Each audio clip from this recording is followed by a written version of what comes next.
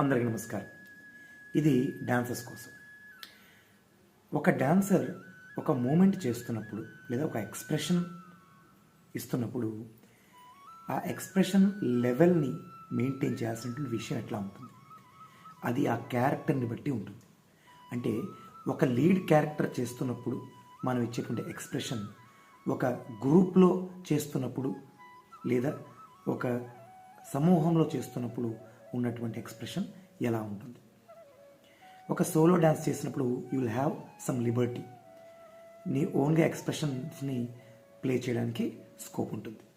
వేరాస్ ఒక గ్రూప్లో మెయింటైన్ చేస్తున్నప్పుడు దాన్ని ఖచ్చితంగా బ్యాలెన్స్డ్ ఎక్స్ప్రెషన్ అనేది ఉండాలి. నువ్వు ఓవర్గా ఎలివేట్ అవ్వడానికి ట్రై చేస్తే ఆ గ్రూప్ సింక్రనైజేషన్ అనేది మిస్ అవుతుంది. కాబట్టి డాన్సర్ బ్యాలెన్స్ మెయింటైన్ చేయాల్సింది ఏంటంటే, ఆల్రెడీ డ్యాన్స్ టీచర్ ఒక హైట్ వైజ్గా పెట్టుకున్నటువంటి, అలాగే సన్నగా పొడుగ్గా లేదా లావుగా పొట్టిగా ఉన్నటువంటి పిల్లల్ని బేస్ చేసుకుని ఈ గ్రూప్ని సింక్రనైజ్ చేసుకున్న తర్వాత లుక్ ఓకే, కానీ దాన్ని బేస్ చేసుకుని ఎక్స్ప్రెషన్ చేసేటువంటి బ్యాలెన్స్ అనేది ఖచ్చితంగా డాన్సర్స్ మధ్యన సింక్ అవ్వాల్సి ఉంటుంది.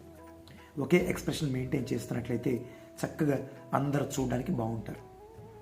సో మనోధర్మం ప్రకారం చేసేటువంటి సందర్భం సోలోలో ఉపయోగపడేటట్లయితే ఆ మనోధర్మాన్ని కొంచెం పక్కకు పట్టి గ్రూప్ మీద కాన్సన్ట్రేట్ చేసి ఆ సింక్రనైజేషన్కి ఉపయోగపడే విధంగా ఎక్స్ప్రెషన్ చేయాల్సి ఉంటుంది.